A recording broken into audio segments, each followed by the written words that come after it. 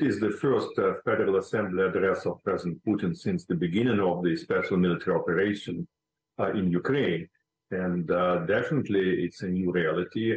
So there was a lot of anxiety in the Russian public, I assume also among the Russian politicians, about what exactly the president has to say in this address. So in a way, it was a very special event for all of us.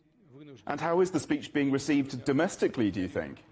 We do not have any poll results so far, but I think that those who supported President Putin were confirmed in their support, and from their viewpoint, he emphasized that the situation is under control and the country is on the right track. Those who were critical of President Putin before the address remain critical, because I think that for them many questions remained unanswered.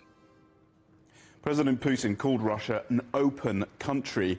How would you evaluate its openness to the rest of the world, considering the isolation, really, that Russia faces? The key word here is the rest. I think Russia, or the Russian leadership, remains open to the rest, not to the West, which is perceived as a strategic opponent of Russia, as a group of countries which are not friendly to the Russian Federation and which are trying to undermine Russia wherever they can. But Russia remains open to the rest of the world, including its traditional partners in Asia, in the Middle East, in Africa, and in Latin America.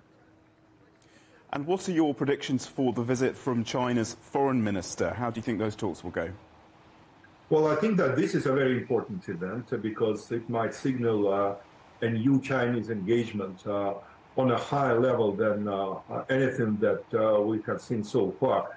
Frankly, I do not know what the Chinese representative has to bring to Moscow, but I think expectations are high. Expectations are that the Chinese high-level diplomat will come up with some kind of a plan, maybe even a roadmap, and that might be a game changer. At least we can hope that it might be a game changer. And as the anniversary of the conflict approaches, what possible scenarios for resolving it do you see?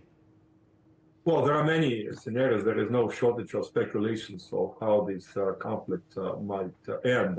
Many say that it might be a very long conflict. It might be a war of attrition. Some predict that Russia will lose. Some say that Russia is likely to prevail, or that we will have a stalemate.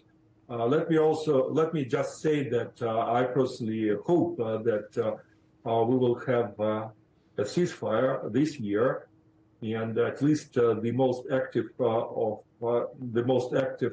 of the conflict will be behind us before too long.